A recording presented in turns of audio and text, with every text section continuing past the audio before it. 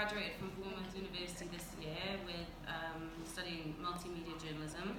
As part of my project, I created a 7-minute long TV documentary called Exercise Saved My Life, exploring how one man, which is David, aims to reduce male suicide rates in the UK one week at a time and destigmatising mental health. David wanted to take his own life at the age of 34 following years of traumatic events. The documentary aims to raise awareness of male suicide rates in the UK, challenging the stigma of mental health and encouraging others to take part in exercise to help sustain their positive mental well-being. During my final year of university, I was also involved in the Students' Union. I was events officer for the Mental Health Zone, which is a new committee they set up to help promote positive well-being to students and signpost them on ways and advice that they can, and support that they can get to help themselves during their time in uni. As a journalist over the years, exploring lots of different ideas and articles to write on, I found that mental health is a very big topic that needs to be talked about more, needs to be recognised, and suicide itself to be prevented. Mental health stigma is difficult for everyone, but I think it can be especially challenging for men as there's sort of a stereotype around it, which is why I wanted to explore male suicides more in the documentary and speak to David. One of the reasons I wanted to explore the topic of mental health was because of my own personal experiences I've been through. I suffered from depression and anxiety, and during my final year in uni, I was going through therapy for post-traumatic stress disorder following some abuse, mental and physical, during my childhood. When I was growing up, there seemed to be a lot of stuff going on at home, and I think that affected me later in life when I eventually moved away and went to university. So I didn't think I understood mental health as much as I do now, having kind of gone through it after the period of time. As well as that, I suffered from a lot of grief. We lost my brother Sam and my granny and my granddad in the space of 3 years, who were my mum's parents, so it was quite difficult for her too. And she's suffered from PTSD and depression and chronic fatigue, more recently in the past year as well, because of these mental the issues that have gone on through the childhood. But although it was a tough topic to study, but that's the reason I wanted to study it, is because I had the experiences myself of mental health. And creating the documentary with David was more like a form of therapy for myself, and knowing that I was helping to encourage others who've been in a similar position as I had, knowing that I could spread the awareness of mental health and help people inspire them to never give up on themselves as well. Through the documentary, I really wanted to change the male stereotype by showing men that it's okay to talk about how they feel, and that participating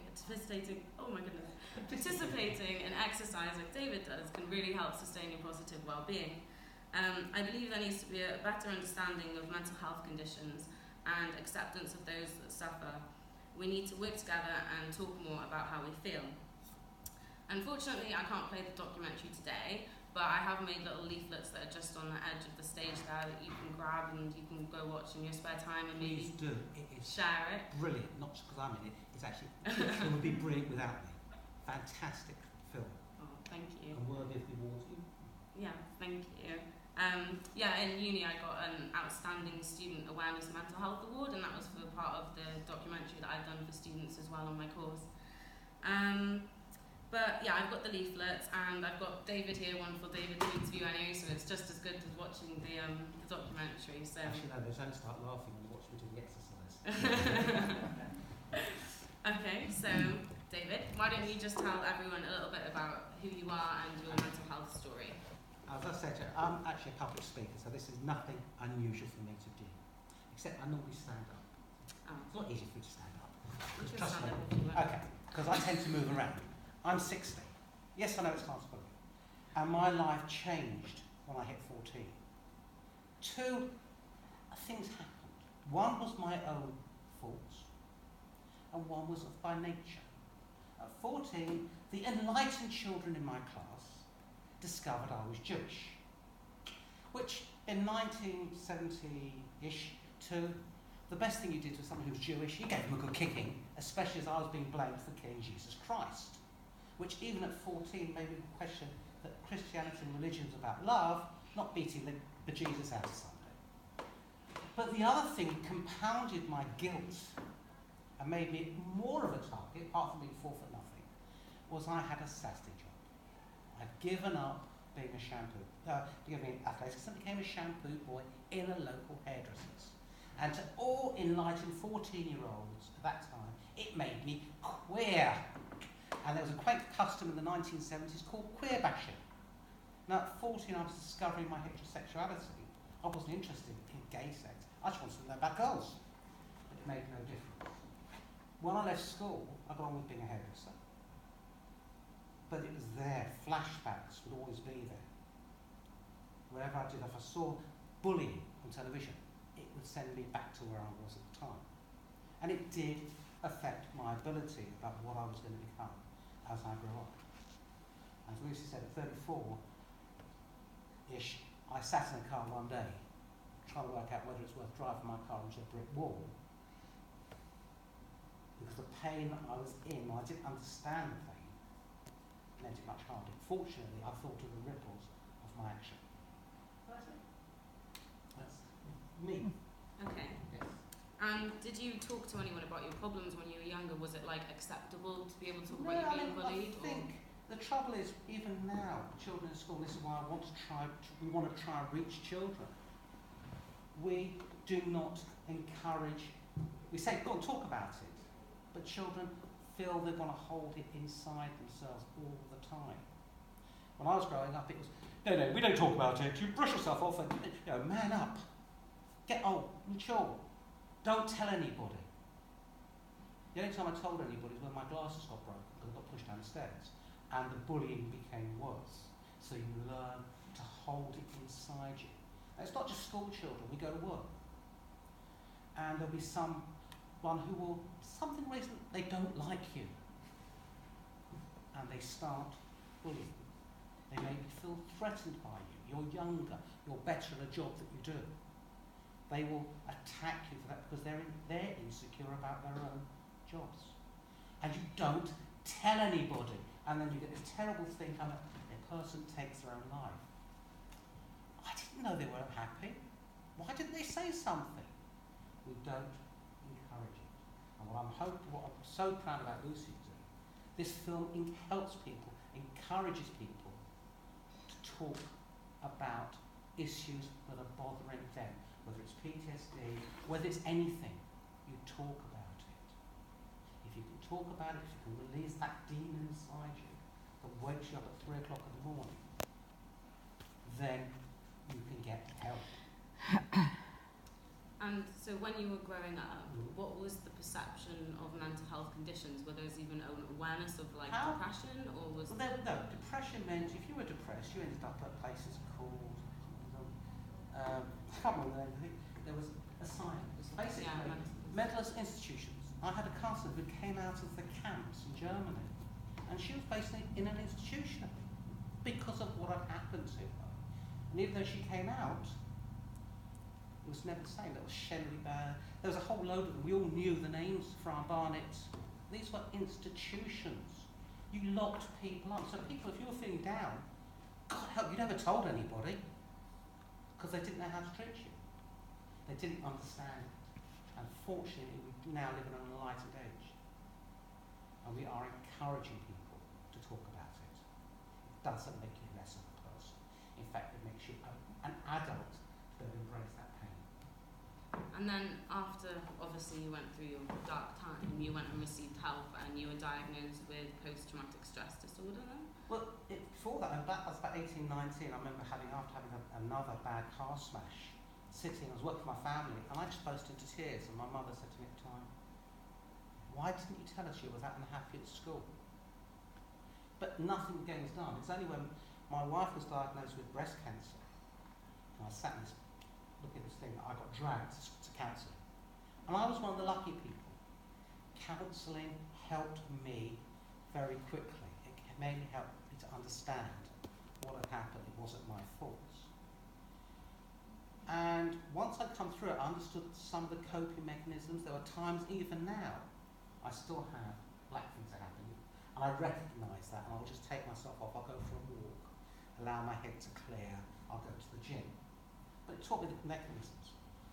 But it still took many, many years for me to actually verbalise what I knew was inside me.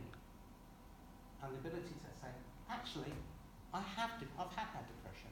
I have had PTSD. I still have PTSD. It's a very empowering statement. It makes you feel normal again. So yeah, when you were diagnosed, and you had feelings of like relief, I guess, that you had been diagnosed, like it was something, and it wasn't just, I guess, you in your mind. Correct. And I also knew, thanks to the counsellor, that a lot of the problems that were created by what was happening to me were created by me to try and to get that cuddle that I needed.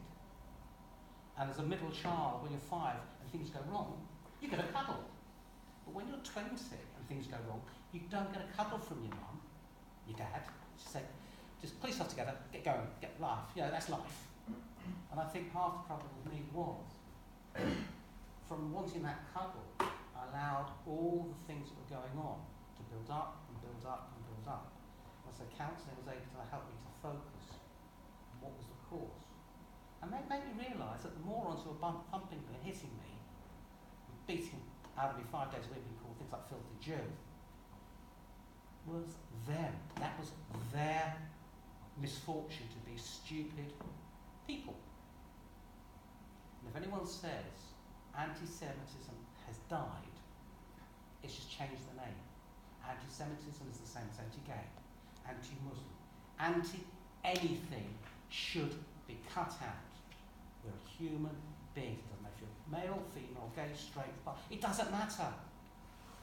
Embrace who you are. If we can start embracing people because we choose to embrace them, that those who have mental conditions, whether it's PTSD, whether it is physical condition, will begin to get help that they need, and not so many people will take their own lives. So what was the kind of turning point for you that made you think, that you wanted to live, that you didn't actually want to take that action? As I said, I sat in the car, and then I thought about Melanie. I thought about we have 2 boys. I thought about my parents, my grandparents, last parents, my sister, families, the ripples of what my action would be. If you start thinking of ripples of your actions, regardless of what it is, not talk about taking your own life, but if you think of the ripples of your actions, you're not going to take that action unless you want to teach everyone a lesson. Yay! I'm going to throw myself in front of a train because I want to teach everyone a lesson. That's really clever, isn't it? How are you going to know what you taught them if you're being splattered? Oh yeah, you've just ruined a driver's life because he's going to have flashbacks about you jumping in front of him on the train. Clever. So, that's what I said, the ripples were what was turning point, but the real turning point happened many, many years later. And it was a stupid little thing, but I did. It wasn't the ice bucket challenge. Do you remember the ice bucket challenge? Yeah. Who did it once? Put your hands up. Who did it once? Okay. Who was stupid enough or unlucky enough to do it twice? Why? Because the film didn't come out and my wife was laughing. But the following year was this thing called the 22 Press-Up Challenge, which signified that 22 ex-servicemen and women a month took their own lives. And the idea was you did 22 press-ups for 22 days, and every day nominate somebody to do another 22 press-ups. And the idea was to have the whole world, at some time or other, doing 22 press-ups. Brilliant! It doesn't work. Because you can't nominate people who have no interest in taking part. But I'm stupid. I start thinking things through. 22 people a day is 8,030 men and women a year taking their own lives. And I suddenly realised this wasn't globally, because how many men and women in the UK? It was 6,500 in the UK alone. Well, how can 8,030 equate? That was just American troops. How many British troops? Well, we now know. There's over 10,000 ex-squaddies in this country alone who have been diagnosed with PTSD. It doesn't include the thousands of men, women and children who have nothing to do with emergency services. it does include people like Lucy, people like me, like Mel. And I thought, I'm going to do something silly about this. And this is the turning point. Because I wanted to do something different. And it was going to be just me, 365 days doing 22 press-ups a day. That'd be boring, wouldn't it? You wouldn't have seen it. Would you watch me do 22 press-ups a day? Not every single day, No. the same thing. Where would this get people's attention? The intention was to set something up that people would seek help. Not from fear of watching me doing a press-up, but for somebody realise, actually I can do with some help, I need help. So came up with this idea, the 365 challenge. Mel was laughing initially when I started thinking the idea, but she was very encouraging, which is great. And our younger son was a gym instructor. I've been going to the gyms for about 20 years. I reckon I could come up with at least one exercise a day, different, never repeat anything. And maybe some people suggest some ideas. Very fun. Except we realised that 100 had to change. So 100 again 30, then 40, and finally 65 sessions. 360 sessions. 65. When we got to the final 65, it becomes 50 reps. So I'm still getting stressed by the idea of that. And all of a sudden I get people from around the world going, what's the 365 challenge? Can I take part? Yeah, right. And we've gone from like 500 views on Facebook to 5,000 to, well, it's about 100,000 views a month of me and others doing exercise or something on a Friday called Frivolous Friday, which is basically the other way of releasing the pain out of your body. How do you have that? How do you release the endorphins that make you feel good? You have fun! I just took part in a class in there. It was great fun. Release the inner child in you. I was bunging a bongo. I kept thinking I thought I was a chief American Red Indian chief, but it was the child in me that was coming out. Go play the music man and do the actions of I am the music man. Go dance a jig in the street. Have fun. It will make you feel so much better. And if anyone looks at you, just say, join me. Come on, let's have a dance. Brilliant. How has exercise specifically improved your mental well-being? Like knowing that you've got to get up in the day to actually go to the gym or to do the video, how has that improved your actual lifestyle and your mental well-being? It was, to start with, even though I went to the gym, I didn't exercise every day and not hard enough. And it was the thing that I've got to do this film today. I have to do it. What can I do today? Well, I'm not going to do press up. What can I do? And I had to think about it. And for 1 to 2 minutes, it wasn't about my pain. It's about drawing attention to other people's pain. And the more I did it, the more relaxed I felt. But it wasn't just going to the gym. As I said, go for a walk. People say to me, oh, I can't do that. I don't go to the gym. I'd love to take part. Can you walk 22 paces? 1, 2, 3, 4, 5, 6, 7, 8, 9, 10, 11, 12, 13, 14, 15, 16, 17, 18, 19, 20, 21, 22. There you go. That's it. That's all you have to do. Film it, put it on social media. But walking 22 paces clears your head. We were going through some trouble with business. Unfortunately, a barrister wasn't paying us. We had to take him to court. And I allowed myself, instead of waking me up at 3 o'clock in the morning, going, what if, oh God, what do we do now? What's happening? That panic. Sod that, headphones in, go for a walk. People thought I was singing along to music in my iPod. No, I wasn't. I was talking through the court case, what would happen. It was great. That's what it's about.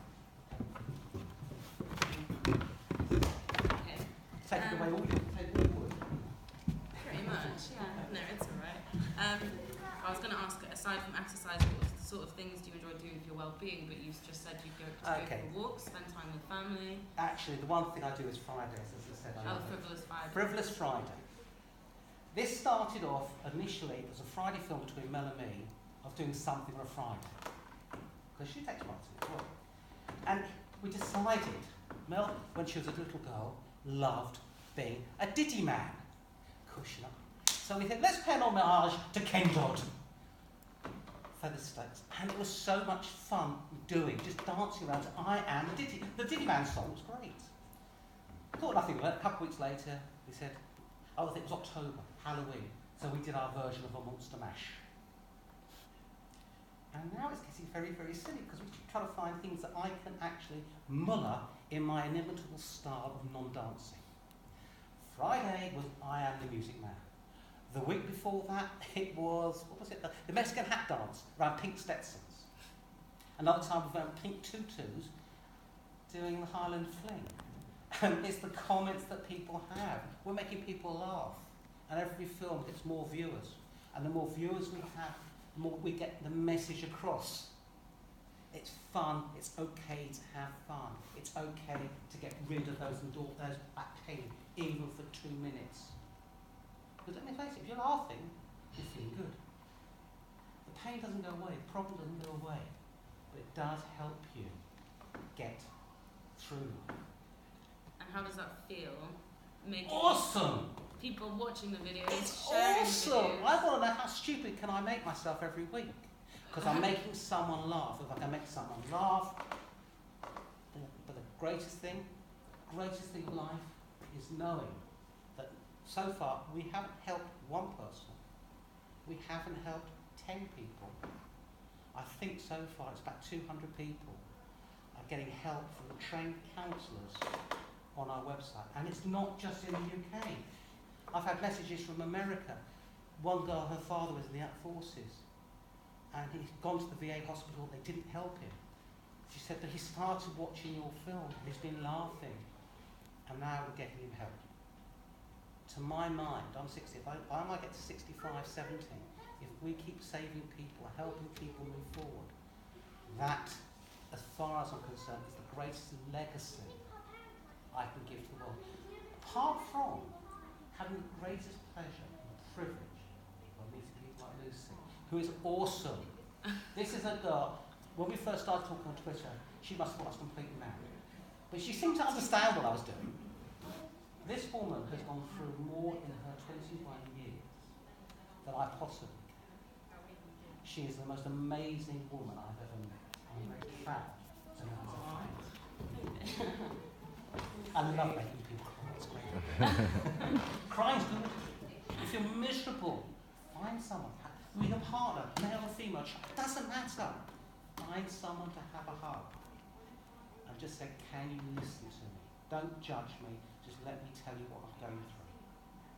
Because if you can talk about the pain you're under, it's therapy. You may not be able to help them, give them the answer, but just let them talk. Give them a hug. Go and make them a cup of coffee. Let them cry. Let them scream. Give them a cushion to punch. If you've got pain and you've got anger inside you, you've got to get it out. And hugging is the best way. Okay, so what sort of advice would you give to people who may have been in the same situation as you? Have a laugh then. Well, yeah, but obviously when you're in your 30s and going through a difficult time, what kind of advice would you give people who might have the same thoughts? The only thing I can say, I'm not a trained counsellor, so I can't tell people. I can only tell them what happened to me and what I find works for me. And as I said, if you don't want to go to the gym and you don't want to go swimming, you can go for a walk. If you go around the park, there's a lovely lady outside talking almost like mindfulness, like heartfulness. And we both said there's a trigger for both of us. The Celestine prophecies. I know it was read it. Has anyone read it? Now, Mel very kindly brought me this cassette, and I put the cassette in the car. This is how long ago it was. I thought, what is this pseudo-religious babble tape out? It took 4 attempts before I listened to it. And then I learnt about positive and negative energy. And the one thing I can advise anyone to do, if you are working with people, and you happen on a Friday afternoon, you're going, yay, it's the weekend, and on Sunday afternoon, God. First of all, think about the muppet or the moron that's making your life that miserable at work, because you'll find they're drawing all your positive energies out of you. So, as Peter Pan said, find your happy place. Peter Pan, the boy never grew up. Why did he not grow up? Because he enjoyed life. And if you are feeling miserable, let's face it, after I finish talking, you probably will feel miserable, but go and find a happy place. There are 3 little children out there 7, 8 and 9. Watch them. They don't have fear. They're children, and let's embrace that child in each of us. Let's enjoy life. So the best thing I can say to anyone, whether you're 25, 35, 45, 55, 65 or 75, go back to being a 5-year-old. Go back to being a 7-year-old. Go play hopscotch. Does it matter? Will it change the world? No. Will it make you £1 million? No. But it might, because if you are that relaxed, and you're then hearing the messages that will come into you, that will help you move your life forward. And that way, again, if that's all I can tell people, it makes them stop them doing stupid things. At 3 o'clock in the morning, trust me, you wake up with that panic and the sweat pouring off you, and you don't know what's causing it. Just go think about being a child again. Okay, finally, would you like to explain to everyone about the health and wellness event potentially happening next year, and about the 365 challenge now becoming a charity, maybe? Okay, thank you very much, Lisa. I love it. I love this lady. She's walking out on my hug. I'm allowed to hug Lucy because my wife's there, and she knows that's. Well, my boyfriend's there too, So that's you okay. know. Because I love It hugging you works. on. Okay, we're actually, things change. You can't remain the same in life. Things have to evolve. And earlier this year, not that long ago, they mentioned after Manchester, they worked it out, within the next 10 years, upwards of 15,000 children will be diagnosed with some form of mental trauma, directly related, believe it or not, to the event. Because there are those, the children that were there, there's probably 5,000 or 6,000, maybe more children in the arena at the time, who potentially witnessed or heard what was going on while they were there. And then you have the children who were at school, who heard about their friends at the arena. Triggering events. The problem we have with the NHS is it cannot cope with a 9-year-old child with PTSD. It's not built that way. They can't treat them as an adult because, let's face it, you've just witnessed someone being blown up. You're not a child anymore. So what we want to do, Mel and I talked about this, is within the next 5 years, we want to raise between £500,000 and £1 million that any child that's in pain, their parents don't have the excuses, I can't afford to send you to a counsellor. We want it that any child can get help from trained counsellors. Whatever system could pay me, it doesn't matter, I don't know, I don't care. Whatever they can do to help. So next part of what we're doing will be coming from a not-for-profit limited to a full-blown charity. And May next year, during Mental Health and Wellness Week, we are going to hold the first ever 365 Challenge Health and Wellness event, cunningly titled that way. And we are going to have some great speakers. Lucy's going to be part of it. We're going to have potentially, hopefully Frank Bruno will be able to come to this one. And there'll be a whole range of people. And there will be workshops. And there'll be people talking about it. And we're going to have a lot of fun. And if you come along, you have 2 conditions. First, we're going to come along and be a child. Because I'm making this up as I go along. Secondly, you have to bring trainers. Because guess what? You're going to be taking part in a session of the 365 Challenge. I don't care whether you are able or not, you'll have fun because you do what you can do. And 365 is explained. 20 reps for the 100 sessions, then 30 reps, then 40, and then 50. If you want to make 50 biscuits, make 50 biscuits. If you want to drink 5 pints of beer, sip a pint of beer for 2 minutes, do that. Go for a walk. Have fun. I think that concludes the end of it, so thank you for listening Anyone and being here. Anyone wants to know about Lucy? Come and see her afterwards. I've got my leaflets just there as well if anyone wants to take one. Please, it's online, the film. This lady needs as much love and positive energy and get her message out there. And she's doing, doesn't matter, but without you filming it, without you being Lucy, that film would exist. And you need all that love and support from everyone. Thank you. But there you go.